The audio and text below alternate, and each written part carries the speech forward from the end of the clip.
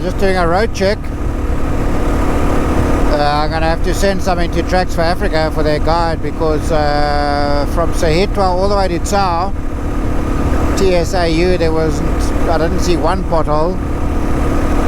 I'm now 60 k's in from Sehitwa, and this is still the condition of the road. I'm riding a comfortable 110 on a bike. On a car you could easily do the 120 limit. So fingers crossed so far.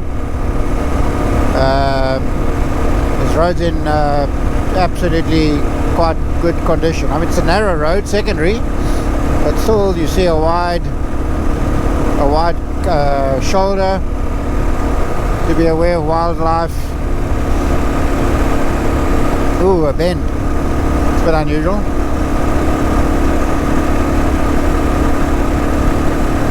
Looking forward to doing the roads in Kigali or Rwanda.